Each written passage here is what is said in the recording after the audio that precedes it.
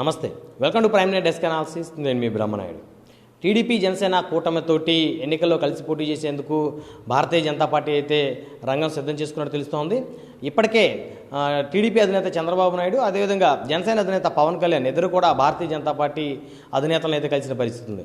మొత్తాన్ని కనుక చూస్తే అటు అమిత్ షా, నడ్డాతోటి సుదీర్ఘమైనటువంటి చర్చలు జరిపినటువంటి పరిస్థితి ఉంది. అయితే భారతీయ జనతా పార్టీ పొత్తులో భాగంగా ఆంధ్రప్రదేశ్లో 8 నుంచి 10 అసెంబ్లీ స్థానాలను అయితే ఆశిస్తున్నట్టు తెలుస్తోంది. అదేవిధంగా ఇటు పార్లమెంట్ స్థానాలు కనుక వస్తే 5 నుంచి 6 పార్లమెంట్ స్థానాలు భారతీయ జనతా పార్టీ ఆశిస్తున్నట్టే తెలుస్తోంది. మొత్తానికి కనుక చూస్తే భారతీయ జనతా పార్టీ ఈ ఎన్నికల్లో అయితే ఖచ్చితంగా తన బలమైనటువంటి ఓటు బ్యాంకును నిలుపుకోవాలనేటువంటి దిశగా అయితే పావులు కదుపుతున్నట్టుంది. అయితే దీనికి సంబంధించి అనేక జిల్లాల్లో భారతీయ జనతా పార్టీకి సంబంధించి ఎవరిని బరిలోకి దింపాలనేటువంటి దాని మీద అయితే పెద్ద ఎత్తున అయితే విస్తృతంగా చర్చలు జరుగుతున్నాయి.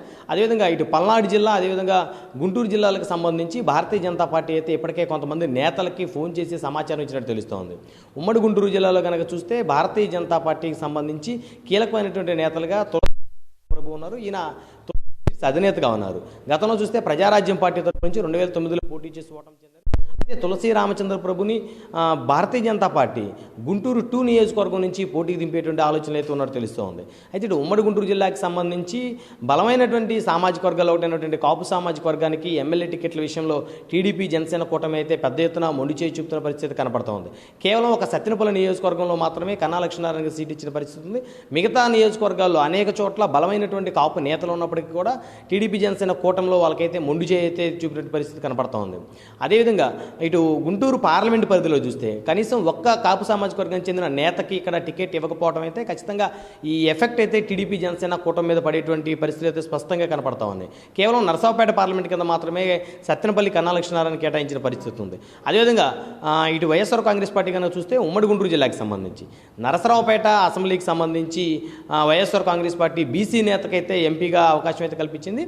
అదేవిధంగా గుంటూరు పార్లమెంట్కి సంబంధించి కాపు సామాజిక వర్గానికి చెందినటువంటి కిలారి వెంకట రోసియా ఈయన ఇక్కడి నుంచి పోటీ చేసే అవకాశం ఉంది. ప్రస్తుతం కిలారి రోసియా పొన్నూరు ఎమ్మెల్యేగా కూడా ఉన్న పరిస్థితి ఉంది. ఈయన కాపు సామాజిక వర్గానికి చెందినటువంటి వ్యక్తి. అదేవిధంగా చూస్తే వైఎస్ఆర్ కాంగ్రెస్ పార్టీ చిలకలూరుపేటలో మల్లెల రాజేష్ నాయుడు, అదేవిధంగా పొన్నూరులో అంబటి రాంబాబు సోదరుడైనటువంటి అంబటి మురళిని ఇక్కడ పోటీ దింపే అవకాశం ఉంది. అదేవిధంగా సత్తెనపల్లిలో సైతం కూడా అంబటి రాంబాబు పోటీ చేస్తారనేటువంటి చర్చ కూడా కొనసాగుతున్న పరిస్థితి ఉంది. అయితే వైఎస్ఆర్ కాంగ్రెస్ పార్టీ కాపు సామాజిక వర్గానికి పెద్దపీట వేసినటువంటి పరిస్థితుల్లో ఇటు టీడీపీ జనసేన కూటమి ఆ సామాజిక వర్గానికి అయితే మొండి చేయి చూపుతున్న పరిస్థితి కనపడుతోంది. సో ఇప్పుడు ఆ లెక్కల్లో భాగంగా భారతీయ జనతా పార్టీ గుంటూరు 2 నియోజకవర్గానికి ఆంధ్రప్రదేశ్లోనే అత్యంత పేరున్నటువంటి కాపు సామాజిక వర్గానికి చెందినటువంటి తులసి సీట్స్ అధినేత, ప్రముఖ వ్యాపారవేత్త అయినటువంటి తులసి రామచంద్ర ప్రభుకి టికెట్ కేటాయించేటువంటి ఆలోచన అయితే పడింది.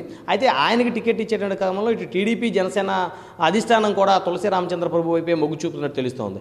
ఎందుకంటే భారతీయ జనతా పార్టీ కోటాలో కనుక తులసి రామచంద్ర ప్రభుకి కనుక టికెట్ కేటాయిస్తే ఉమ్మడి గుంటూరు జిల్లా వ్యాప్తంగా కూడా టీడీపీ జనసేన కూటమికి ఖచ్చితంగా వారికి ఒక మంచి సత్ఫలితాలు వచ్చేటువంటి అవకాశం కనపడుతోంది. ఎందుకంటే నిన్న మొన్నటి వరకు వైసీపీనే కాపులకు ప్రాధాన్యత ఇస్తుంది ఉమ్మడి గుంటూరు జిల్లాలో, టీడీపీ జనసేన కూటమి ఇవ్వట్లేదు అనేటువంటి ఒక వ్యతిరేకత భావాలు కలిగినటువంటి కాపు సామాజిక వర్గానికి చెందినటువంటి నాయకులు ఎవరైతే ఉన్నారో ఇప్పుడు తులసి రామచంద్ర ప్రభు కనుక టికెట్ కేటాయిస్తే ఖచ్చితంగా ఆ వ్యతిరేకతని అనుకూలంగా కూడా టీడీపీ జనసేన కూటమి మార్చుకునేటువంటి అవకాశం ఉంటుంది. సో కాబట్టి భారతీయ జనతా పార్టీ పొత్తులో భాగంగా ఇక్కడ తులసి రామచంద్ర ప్రభుకి టికెట్ కేటాయించేటువంటి పరిస్థితుల్లో టీడీపీ జనసేన అధినేతలు ఇద్దరు కూడా తులసి రామచంద్ర ప్రభు అభ్యర్థిత్వానికి అయితే ఖచ్చితంగా వారు సహకరించేటువంటి పరిస్థితి ఉంటుంది, కానీ వారుగా ఖచ్చితంగా వ్యతిరేకించేటువంటి పరిస్థితి అయితే లేదని చెప్పుకోవచ్చు.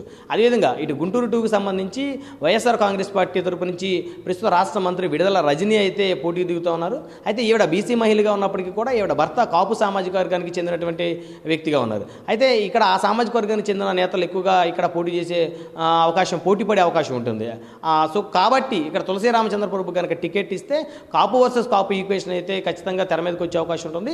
సో గుంటూరు నగరంలోనే తులసి రామచంద్ర ప్రభుకి పేరు ప్రఖ్యాతలు ఉండటం, అదేవిధంగా ఆయన ఎన్నో సేవా కార్యక్రమాలు పేద విద్యార్థులకు, కులాలకు, మతాలకు, ప్రాంతాలకు అతీతంగా దాదాపు 20 కోట్ల రూపాయలకు పైగా ఆయన ఇప్పటి వరకు స్కాలర్షిప్లు పేద విద్యార్థులకు అందించినటువంటి ఘనత ఉంది. కాబట్టి సో తులసి రామచంద్ర ప్రభు వైపే కాపులు పెద్ద ఎత్తున మగ్గు చూపేటువంటి అవకాశాలు ఉంటాయి అనేటువంటిది భారతీయ జనతా పార్టీ అయితే పూర్తి స్థాయి ఒక అంచనాకైతే వచ్చినట్టు తెలుస్తోంది. మొత్తాన్ని కనుక చూస్తే భారతీయ జనతా పార్టీ అధిష్టానం సంబంధించి ఇటు సోము వీర్రాజు కానీ, అదేవిధంగా బీజేపీకి చెందినటువంటి కొంతమంది పెద్ద నేతలు ఇక్కడ గుంటూరు 2 నియోజకవర్గంలో తులసి రామచంద్ర ప్రభు అభ్యర్థిత్వాన్ని అయితే బలపరుస్తున్న పరిస్థితులు ఉన్నాయి. ఇటు తులసి రామచంద్ర ప్రభు గాను చూస్తే ఇటు ఆ సామాజిక వర్గంతో పాటు మిగిలిన సామాజిక వర్గాల్లో కూడా ఆయన మంచి గుర్తింపున్న పరిస్థితి ఉంది.